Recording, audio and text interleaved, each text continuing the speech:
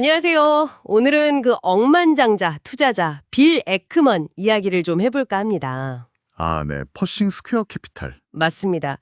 여기가 포트폴리오가 한 14억 달러 정도 되는데 그 절반 이상을 단 3개 회사에 집중하고 있다는 거죠. 네, 51%면 정말 대단한 집중도죠.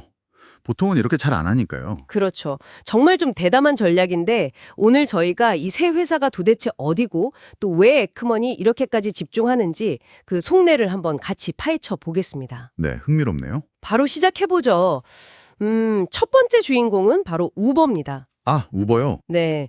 포트폴리오의 거의 20% 가까이 차지하는데 2025년 초에 갑자기 3천만 주 넘게 사들여서 단숨에 최대 보유 종목이 됐어요. 와, 그 정도면 정말 큰 베팅인데요. 그렇죠. 여러분도 아마 많이 쓰실 텐데 뭐 월 이용자 수가 1억 7천만 명이 넘었고 세계 시장 점유율도 압도적이고 모빌리티뿐만 아니라 음식 배달, 또 물류까지 플랫폼 파워가 상당하죠. 네, 플랫폼 기업의 전형적인 강점을 다 가지고 있죠. 2025년 1분기 실적도 보면 아주 강력했습니다.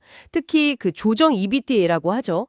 이게 영업으로 번 현금 창출 능력을 보여주는 건데 이게 35%나 뛰었고요. 네, 이익률 개선이 눈에 띄죠. 그리고 또 회사가 자유롭게 쓸 수 있는 돈, 자유현금 흐름은 무려 66%나 늘었어요. 엄청나죠? 와, 현금 흐름이 정말 좋아졌네요. 그런데 에크먼은 여기서 뭘 더 본 걸까요? 이미 이렇게 좋은데. 네, 그게 핵심인데 바로 아직도 싸다는 겁니다. 아, 싸다. 배수, EBVT다가 2025년 기준으로 한 18배에서 23배 정도라는 거죠. 그게 어느 정도 수준인가요? 보통 성장주들은 더 높지 않나요? 그렇죠. 보통 이런 성장성을 가진 기술 플랫폼이면 뭐 30배 이상도 받고 그러거든요.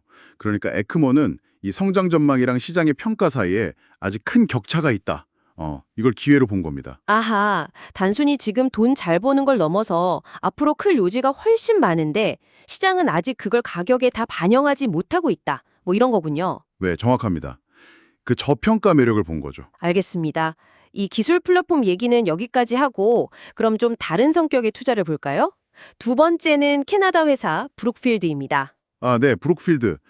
대체 자산 운용사죠? 네, 인프라, 부동산, 재생에너지, 보험, 뭐 데이터 센터까지 굉장히 다양한 분야에 걸쳐 사업을 하고 있죠. 포트폴리오 비중은 한 18.4% 정도고요. 맞습니다. 에크먼이 2023년 2분기부터 꾸준히 사모으기 시작해서 지금은 26억 달러어치, 지분으로는 2.2% 정도 가지고 있습니다. 이 회사의 매력은 뭔가요? 우버랑은 좀 결이 다른 것 같은데요? 네, 확실히 다르죠. 이 회사는 꾸준함과 안정성의 매력입니다. 최근 5년 동안 주주배당이 기준이 되는 주당 분배 가능 이익, 이게 연평균 19%씩 늘었어요. 와, 연평균 19%면 대단한데요? 네, 그리고 가장 최근 분기, 2025년 1분기만 봐도 작년 같은 기간보다 30%나 늘었고요. 심지어 2029년까지 주당 순이익 EPS를 연평균 16%씩 늘리겠다는 목표도 제시했죠. 꾸준히 성장하면서 현금 흐름도 좋다는 건데 혹시 좀 더 특별한 포인트가 있을까요? 보험 사업에서 나오는 플로트를 잘 활용한다는 점을 꼽을 수 있겠네요. 플로어트요? 그게 뭐죠? 보험료는 먼저 받잖아요. 근데 보험금은 나중에 나가니까 그 사이에 회사가 굴릴 수 있는 돈이 생기는데 그걸 플로트라고 하거든요. 이걸 투자에 잘 활용하는 거죠. 일종의 저비용 레버리지랄까요? 아하, 그렇군요. 네. 그리고 또 자산운용 수수료 기반의 수익 구조도 아주 안정적이고요. 근데 재미있는 건 이렇게 안정적이고 성장성도 있는데 주가 수익 비율 PER은 한 15배에서 19배 수준이에요. 동종업계랑 비교하면 좀 낮게 평가받는 편이죠. 왜 그런 걸까요? 글쎄요. 에크먼 생각은 이렇습니다. 브루클드가 미국 기관 투자자들에게 좀 제대로 평가를 못 받고 있다. 사업 구조가 좀 복잡해서 그럴 수도 있고요. 아, 그래서 장기적으로 보면 주가가 2배 이상 오를 잠재력이 있고 S&P 500 지수 편입 같은 이벤트도 기대해 볼 수 있다. 뭐 이렇게 보는 거죠. 흥미롭네요. 기술 플랫폼, 금융자산 운용사를 지나서 에크먼의 집중 투자는 이제 실물 자산, 특히 부동산으로 가네요. 마지막 회사죠. 화월드 휴즈 홀딩스.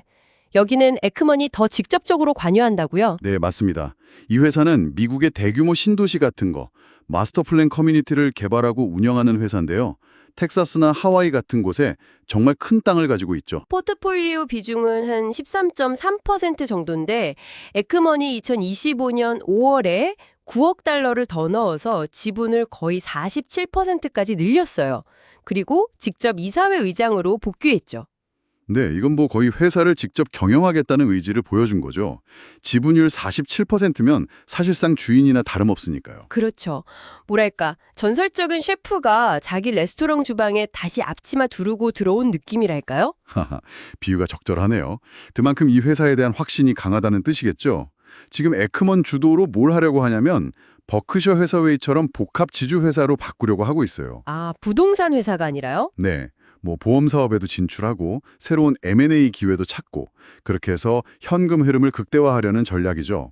실제로 2025년 1분기에는 흑자 전환에도 성공했고요. 그런데 이 회사의 가치는 지금 시장에서 어떻게 보고 있나요? 이렇게 직접 경영까지 나설 정도면 뭔가 좀 싸거나 기회가 있다는 뜻일 텐데요?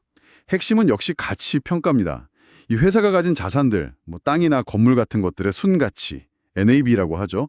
이게 한 58억 달러 정도로 추산되는데 실제 시장에서 거래되는 회사 전체 가치, 시가총액은 40억 달러 수준이에요. 와, 자산 가치보다 훨씬 싸게 거래되고 있네요. 네, 명백히 저평가 상태라고 볼 수 있죠. 거기다 안정적인 임대 수익이나 토지 매각 수익 같은 현금 흐름도 있고요. 무엇보다 에크먼이 직접 경영에 참여해서 가치를 더 끌어올릴 거라는 기대감이 아주 큰 투자 포인트입니다. 자, 그럼 이제 정리를 좀 해보죠.